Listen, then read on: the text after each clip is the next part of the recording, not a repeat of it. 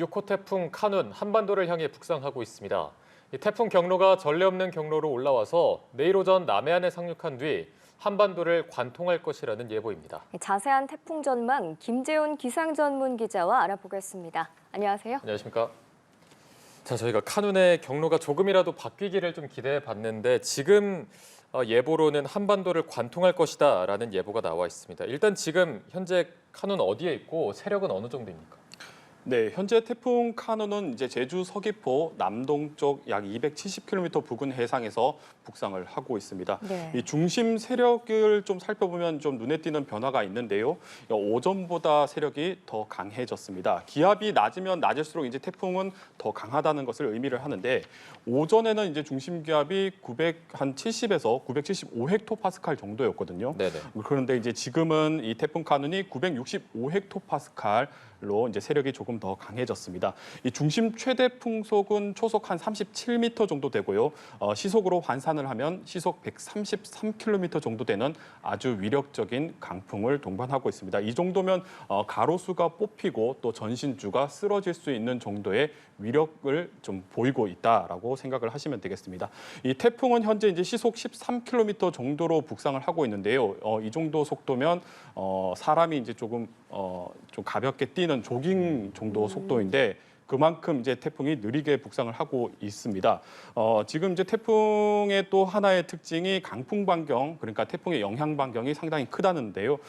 지금 태풍 카눈의 영향 반경은 350km 정도 됩니다. 이 정도 반경이면 우리나라 전체를 뒤덮을 수 있는 아주 덩치가 큰 태풍이라고 할 수가 있겠습니다. 지금 좀 중요하게 봐야 할 부분이 이 강풍 반경, 영향 반경이 상당히 크다는 점, 그리고 오전보다 세력이 더 강해져서 한반도 쪽으로 이동을 하고 있다라는 점을 좀 눈여겨볼 필요가 있습니다. 네, 이대로라면 태풍이 계속 서쪽으로 이동하면서 우리나라에 상륙할 걸로 보이는데 예상 진로는 어떻습니까? 네, 현재 태풍은 이제 제주 남동쪽 해상에서 북상을 하고 있고요. 그리고 앞으로 계속해서 직진을 해서 올라옵니다. 이 직진하는 경로도 좀 이례적인데 제주에 접근을 하고 있지만 워낙 느리게 북상을 하고 있어서 네. 내일 오전에 남해안에 상륙을 할 것으로 보여집니다. 오전 8시에서 한 10시 정도 사이 그러니까 그 전후로 이 남해안에 상륙을 할 것으로 예상이 되고 있고요. 그리고 이후에는 이제 충북, 수도권을 차례로 관통을 하겠고 모레는 북한까지 올라갈 것으로 예상이 되고 있습니다. 태풍이 뭐 거의 중부 내륙 고속도로를 타고 올라오는 것처럼 보이는데 네. 이 국토 중앙을 관통을 하는 데다가 앞서 전해드린 것처럼 지금 영향 반경이 350km에 달하기 때문에 우리나라 전역이 이 태풍의 영향권에 든다고 볼 수가 있겠습니다. 며칠 전만 해도 이제 태풍 경로에 대한 부분이 좀 변동성이 컸었습니다. 뭐 동해상으로 올라온다, 부산 쪽으로 상륙을 할 것이다, 뭐 이런 전망이 있었는데 지금은 이제 태풍의 경로가 불확실성이 상당히 줄었다고 볼 수가 있습니다. 지금의 경로는 거의 뭐 대부분 예측 기관, 그러니까 우리 기상청 그리고 일본, 뭐 미국에서도 예보를 내고 있는데 지금 대부분의 예보 기관들의 경로가 지금 거의 일치하고 있다라고 보시면 되겠습니다. 네. 변동성이 상당히 줄었는데요. 이제 하나 남은 것은 상륙 지점에 대한 변동성은 조금 남아 있습니다. 지금 상륙을 하는 지점에 대해서는 기간마다 그리고 또 수치 모델 예측마다 조금의 차이가 있는데 지금 태풍의 동쪽, 그러니까 오른쪽에는 아열대 고기압, 이 북태평양 고기압이 위치해 있습니다. 이 북태평양 고기압이 태풍을 서쪽으로 조금씩 밀고 있거든요. 그래서 이제 태풍이 동쪽보다는 서쪽으로 이동을 해서 상륙을 할 가능성은 남아 있습니다. 그러니까 이제 지금 예상대로라면 경남 해안, 뭐 경남 통영 정도가 될 것 같은데 태풍이 서쪽으로 조금 밀리게 되면 전남 해안에 상륙할 가능성도 있습니다. 하지만 이제 이 정도의 차이는 기상학적으로 봤을 때 뭐 크게 의미 있는 수준의 차이는 아니고요. 네. 중요하게 봐야 할 부분은 태풍이 우리나라에 상륙을 해서 이 국토 정중앙을 가로지르다시피 관통을 하는 경로를 보이고 있다. 그러니까 영향적인 부분에서는 큰 변동성이 없을 것이다. 뭐 이렇게 생각을 하시고 대비를 하셔야 되겠습니다. 예. 네, 저희가 앞서 이제 취재 기자를 통해서 제주와 부산, 통영에 있는 나가 있는 취재 기자를 통해서 현장의 좀 모습을 봤는데 지금도 벌써 바람이 좀 강하게 불고 있는 모습을 확인할 수가 있었거든요. 지역별로 태풍의 영향이 언제쯤 시작되나를 본다면 어떻게 될까요? 뭐 일단 태풍이 중심부에서 주변에서 이제 가장 강한 바람이 부는 건 맞지만 이 강한 영향이 시작되는 것은 태풍이 한반도에 접근하면서부터 시작이 되거든요. 네. 특히 이번처럼 이제 태풍이 남쪽에서 북쪽으로 직진해서 오는 이 태풍의 경로는 태풍의 머리 쪽이죠. 이제 북쪽에서 전면에서 강한 비구름이 만들어지게 됩니다. 그래서 이제 태풍이 지금 일본 규슈 쪽에 더 가까이 있는데 이미 제주와 남해안은 태풍의 영향이 시작이 됐고요. 예. 이 태풍 상륙은 내일 오전이지만 이 남부지방 같은 경우에는 태풍의 영향을 받는 시점이 오늘 밤부터 태풍의 영향을 받기 시작을 하겠습니다. 이 충청 지역도 이르면 이제 내일 새벽이죠. 내일 새벽 정도에 태풍의 영향을 받을 것으로 예상이 되고 있고요. 그리고 수도권 지역도 이르면 내일 낮 정도면 태풍의 영향을 받을 것으로 예상이 되고 있습니다. 대부분의 이제 분들이 이 태풍이 북상을 하게 되면 이 상륙하는 시간 그리고 우리 지역에서 가장 접근하는 시간을 좀 많이 찾아보시는데요. 네. 지금 태풍 같은 경우는 태풍 전면에서 만들어진 이 강한 비구름의 영향이 먼저 들어오기 때문에 태풍이 상륙하는 시점 그리고 접근하는 시점보다 한 12시간 정도 앞서서 우리 지역이 영향을 받는다 이렇게 생각을 하시고 그 시간대에 맞게 좀 대비를 하시는 게 좋겠습니다. 네, 말씀해 주신 것처럼 현재 제주 남해안 쪽에는 벌써 태풍의 영향권에 든 걸로 보이는데 이번 태풍이 우리나라에 미치는 영향이 어느 정도인지도 좀 살펴보겠습니다. 먼저 비부터 알아보면 최대 600mm의 폭우가 예상이 된다고요.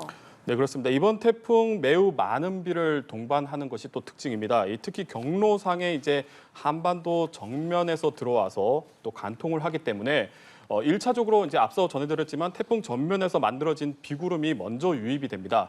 그리고 2차로는 태풍이 상륙을 하면서 이 중심부, 그러니까 소용돌이 중심부에 있는 강한 비구름이 2차적으로 들어오게 되거든요. 그러니까 강한 비가 두 번에 걸쳐서 집중이 되고 있기 때문에 많은 비가 쏟아질 것으로 예상이 되고 있습니다. 금요일까지 제주와 영남권은 최대 400mm의 비가 쏟아질 것으로 예상이 되고 있고요. 특히 이제 강원 영동 지역은 태풍의 회전에서 들어오는 비구름 그리고 이 비구름의 이 지형에 부딪힙니다. 백두대간에 부딪히는 비구름의 영향으로 최대 600mm에 달하는 매우 많은 비가 예상이 되고 있습니다. 특히 이제 강원 영동 지역은 비가 가장 집중되는 시기에는 시간당 100mm, 그러니까 거의 뭐 비가 폭포처럼 쏟아지는 아주 강한 피해가 예상될 수 있는 강한 비가 예상이 되고 있고요. 그리고 이제 충청과 수도권 지역도 150에서 200mm 안팎의 이 비도 상당히 많은 비입니다. 많은 비가 내릴 것으로 예상이 되고 있고 내륙에서도 시간당 강수량이 40에서 60mm에 달하는 폭우가 쏟아질 것으로 예상이 되고 있습니다. 그래서 이제 침수 피해 그리고 산사태 피해에 대해서 대비를 좀 잘 하셔야겠습니다. 네, 지금 산사태 피해를 말씀해 주셨는데 앞서 표현을 하시면서 비가 폭포처럼 오는 곳도 있다. 그렇다면 지난 장마철에 이미 비가 많이 왔고 지반이 약해져 있는 상태라서 산사태 위험도 굉장히 큰 상황이라고 볼 수 있겠죠. 네, 그렇습니다. 이제 가장 우려되는 부분이 산사태인데요. 올해 장마철에 전국의 평균 강수량이 한 600mm에 달했습니다. 전국 단위 기상 관측을 시작한 지난 1973년 이후에 역대 세 번째로 많은 장맛비가 기록이 됐습니다. 이 충청과 호남 또 경북 지역으로는 이 기록적인 장맛비에 큰 피해도 입기도 했었는데요. 그런데 이번 태풍 카눈도 최대 600mm의 물벼락을 동반을 하고 있습니다. 이 장마철에 기록적인 폭우로 지반이 약해질 대로 약해져 있는 상황에서 이제 태풍까지 북상하면서 매우 많은 비가 예고가 돼 있기 때문에 산사태 위험이 상당히 크다고 볼 수가 있겠습니다. 특히 이제 지난 장마철에 산사태가 발생했던 지역들이 있죠. 이 지역들은 이미 지반이 무너져 있는 상황이기 때문에 태풍으로 인한 강한 비가 쏟아질 경우에는 추가로 산사태가 발생을 할 수가 있게 되겠고요. 그리고 이제 올해 봄철 그리고 지난해 봄철에 울진 같은 경우죠. 대형 산불이 발생한 지역이 있습니다. 이들 지역도 태풍에 상당히 취약한 지역, 산사태가 발생할 수 있는 아주 위험한 지역이라고 생각을 하시면 되겠습니다. 일단 뭐 집 주변에 이제 경사지가 있거나 또 돌이 굴러가는 소리 이거 평소와 다르게 또 나무가 기울어져 있다면 이 산사태를 좀 의심을 해보셔야 되겠고요. 그리고 이제 만약에 땅이 울리는 소리가 들린다면 이 산사태가 시작이 되고 있다는 신호이기 때문에 즉각적으로 좀 대피를 하셔야 되겠습니다. 하지만 이제 산사태 같은 경우에는 워낙에 순식간에 발생을 하기 때문에 발생을 한 뒤에 이제 대피를 하는 것은 뭐 사실상 불가능하다고 보시면 되겠습니다. 따라서 지금 산사태 앞서 전해드렸던 산사태 위험 지역 그리고 취약 지역 그리고 뭐 산불이 발생했던 지역들은 좀 불안하다 싶으시면 안전한 마을 해관이나 또 친인척 지역 집으로 미리 대피하는 게 가장 좋은 방법이라고 할 수가 있겠습니다. 네, 산사태는 무조건 미리 대피하는 게 가장 중요하다라고 말씀해 주셨습니다. 태풍이 오면 또 바람이 가장 걱정인데 이번에도 상당한 강풍이 예상이 돼요. 바람은 어느 정도로 봅니까? 네, 이번 태풍 많은 비와 함께 또 바람도 많이 동반을 하고 있습니다. 이 상륙이 예상되는 이 경남 그리고 남해안 지역 그리고 태풍 경로와 가까운 이 전남 지역도 매우 강한 바람이 예상이 되고 있는데요. 이들 지역으로는 이제 초속 40m에 달하는 아주 강한 바람이 불 것으로 예상이 되고 있습니다. 이 초속 40m는 이 시속으로 환산을 하면 150km, 시속 150km 정도에 되는 강한 바람. 우리가 이제 차를 시속 150km로 달린다라고 생각을 하면 어느 정도 위력인지 좀 가늠이 되실 텐데요. 네네. 이 정도 바람이 불겠고요. 또 내륙에서는 초속 한 20에서 30m 정도에 되는 강풍이 불 것으로 예상이 되고 있습니다. 이 초속 30m 정도만 돼도 이 가로수가 뽑힐 수가 있고요. 또 전신주가 쓰러질 수가 있고요. 초속 40m 정도 되는 바람이 불면 달리는 기차가 탈선할 수 있는 정도의 아주 위력적인 바람이라고 할 수가 있겠습니다. 따라서 이제 바람에 대한 대비도 좀 잘 하셔야 되는데요. 보통 이제 태풍이 우리나라로 북상을 하게 되면 위험 반원이다. 가항 반원이다. 뭐 이런 얘기 많이들 하잖아요. 그 태풍 진행 방향의 오른쪽이 이제 태풍의 북상하는 속도가 더해져서 바람이 더 강하게 부는 집중되는 지역 위험 반원이라고 부르게 하는데 이번 태풍 같은 경우는 위험 반원과 가항 반원, 안전 반원이라고 하는 이 가항 반원이 의미가 없습니다. 지금 태풍 중심부에는 이 폭풍 반경이라고 해서 이 소용돌이 중심부를에서 아주 강한 이 바람이 부는 구역이 있습니다. 이 폭풍 반경은 이제 태풍 중심부에 해당하는데요. 지금 태풍이 우리나라에 상륙을 하는데 국토의 거의 정중앙을 가로지르다시피 북상을 하고 또 관통을 하기 때문에 좌측과 우측의 위험 반원과 안전 반원이 크게 의미가 없습니다. 그래서 이제 좌우를 상관없이 매우 강한 바람이 불 수가 있다고 보시면 되겠습니다. 따라서 이제 기상청도 이제 이번 태풍으로 안전한 곳은 한 곳도 없다. 뭐 이런 표현을 쓸 정도로 이번 태풍은 위험 반원, 가항 반원이 의미가 없고요. 그만큼 이 전국적으로 대비를 좀 잘 해야 된다라고 얘기를 드릴 수 있습니다. 네, 이렇게 강력한 태풍이 올 때 당연히 해안가 접근을 자제하는 게 맞겠습니다. 지금 해상에서도 최대 8m의 높은 파도가 온다고요. 네, 그렇습니다. 이 태풍은 이제 중심부에 강한 상승 기류가 흐르기 때문에 평소보다 바닷물을 한 1m 정도 더 높일 수가 있습니다. 그런데 이제 이 태풍에 동반된 강한 바람까지 더해질 경우에는 파도가 굉장히 높게 일 수가 있고요. 이 높아진 파도가 해안으로 밀려들 때는 이 방파제를 넘고 또 해안 도로를 넘어서 들어올 수가 있습니다. 이것이 이제 폭풍 해일이라고 하는데요. 그래서 이제 지난 2016년 이 태풍 차바가 북상했을 당시에 지금 태풍 차바가 북상했을 당시에 영상이 방금 전에 조금 나갔는데요. 해안 도로로 넘어오는 파도가 이 버스 안까지 밀려오는 상황을 볼 수가 있었습니다. 그래서 이제 태풍 차바 당시에 해일이 발생을 했었고요. 일단 내일 상륙할 때 시점에는 남해안은 간조 시간입니다. 그러니까 이제 민물에서 이 썰물로 나갈 때인데 따라서 이제 폭풍 해일에 대한 우려는 2016년보다는 좀 덜하다고 할 수가 있는데 문제는 앞서 전해드린 것처럼 이번 태풍은 많은 비를 동반하고 또 태풍 전면에서부터 많은 비가 쏟아질 수가 있습니다. 내일 새벽 시간대가 남해안이 이 만조 시각이거든요.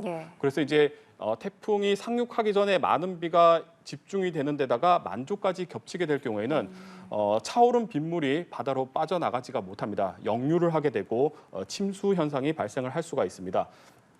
따라서 이제 해안에서는 비바람 외에도 이 침수에 대한 대비를 좀 잘 하셔야 되겠고 또 만조 시각대는 최대 8m의 높은 파도가 밀려들 수가 있기 때문에 이 부분에 대해서도 좀 대비를 잘 하셔야 되겠습니다. 해안 안전사고 대비 잘 하셔야 됩니다. 네, 이렇게 해안가를 중심으로 특히 더 대비를 잘 해주셔야 할 것 같은데 이번 태풍이 과거의 유사한 태풍을 찾아볼 수가 없을 정도로 경로가 이례적이었어요.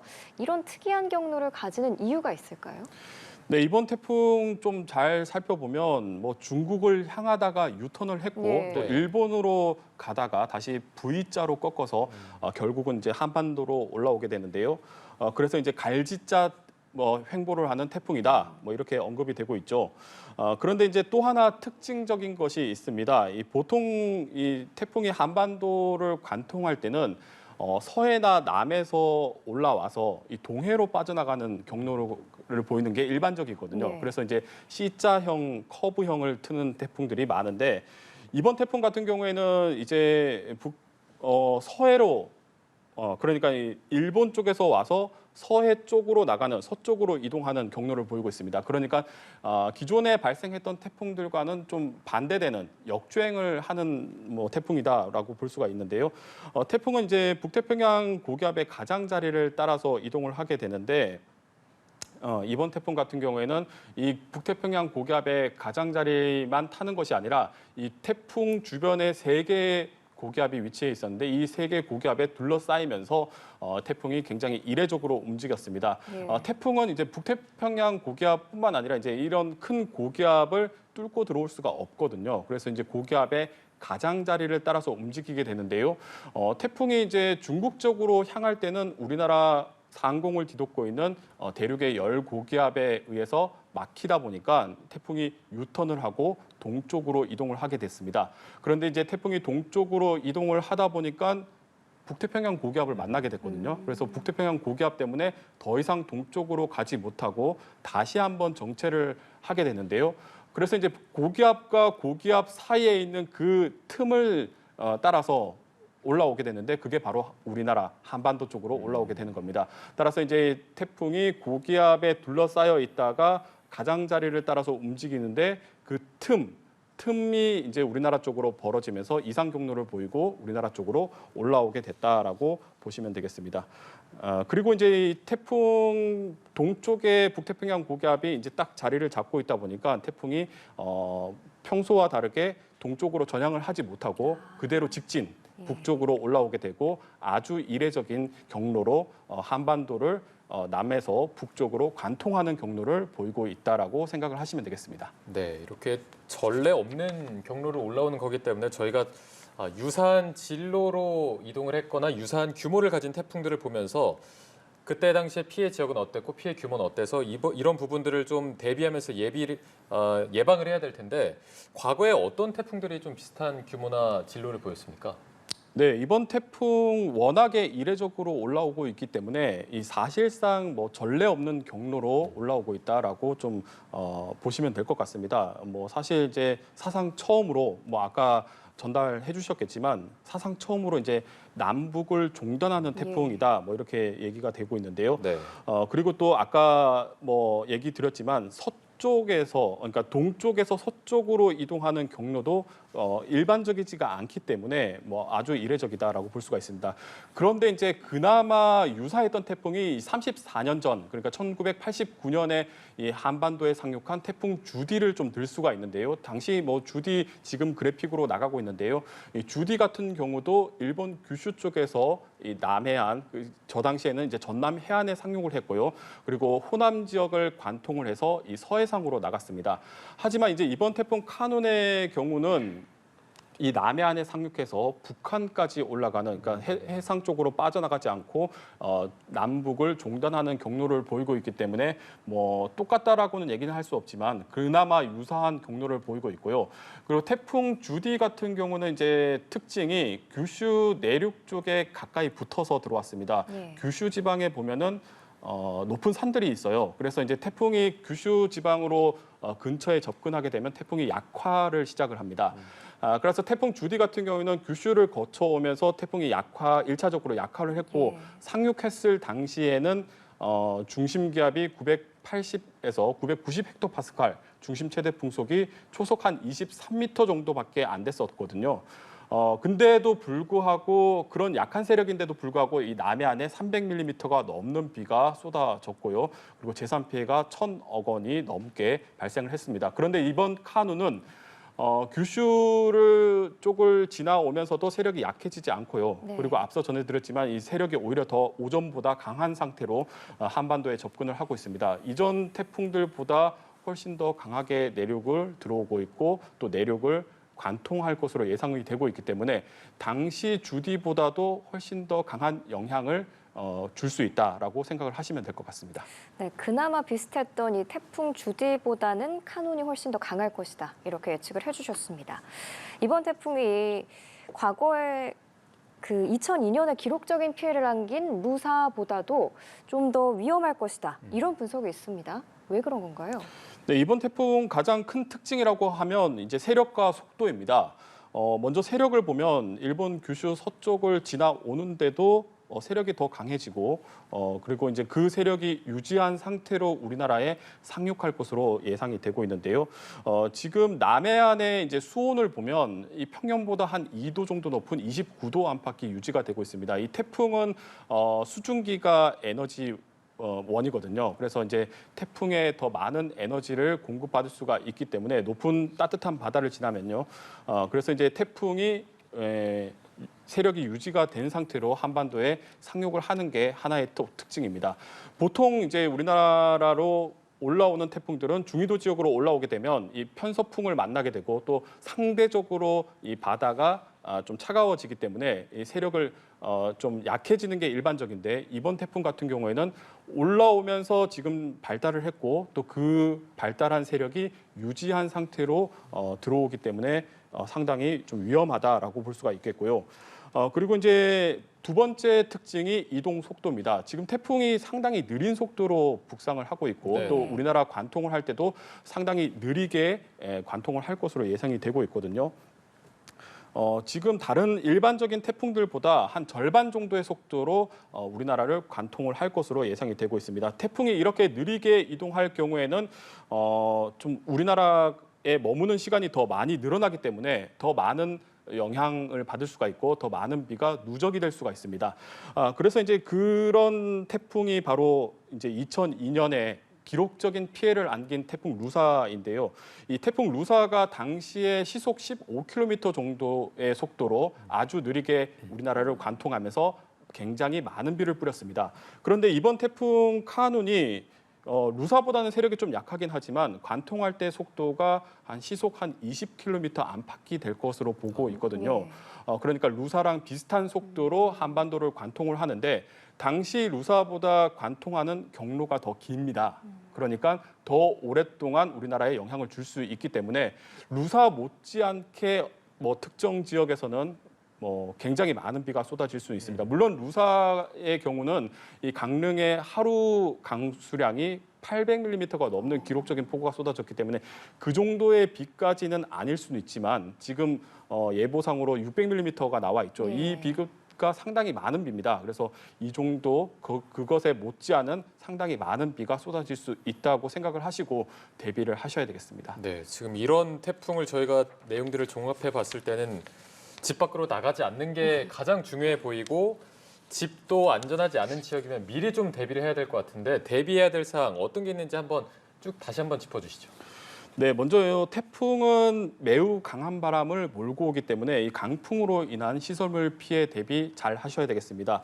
이 간판 같은 취약 시설물을 단단히 고정을 해야 되겠고요. 특히 가정에서는 이 창문이 파손되지 않을까 좀 걱정을 하실 텐데요. 창문에 이제 신문지를 붙이거나 또 테이프로 X자를 붙이는 분들이 많으신데 이 방법은 좀 도움은 줄 수는 있지만 효과적인 방법은 아니거든요. 그래서 이제 창문이 흔들리지 않게 하는 게 가장 중요합니다. 이 풍압에 의해서 이 창문이 흔들리면서 깨지기 때문에 창문이 흔들리지 않게 하는 게 가장 중요합니다. 따라서 이 창문과 창틀 사이에 신문지나 우유곽 같은 것을 끼워 넣어서 창문이 흔들리지 않게 하고 또 잠금 장치를 좀 충분히 하면 또 효과적으로 창문이 흔들리지 않게 고정을 할 수가 있습니다. 기록적인 폭우도 예보가 돼 있기 때문에 비에 대한 대비도 좀 잘 하셔야 되겠죠. 이 저지대 또 상습 침수 구역 같은 지역에서는 비상 상황을 대비해서 미리 대피 장소를 알아두시면 좋겠고 또 만일의 상황을 대비해서 튜브 같은 것을 또 준비해 두시면 좋겠습니다. 그리고 이제 지난 흰남노 북상 당시에도 이 지하 주차장에서 안타까운 인명 피해가 발생을 했는데요.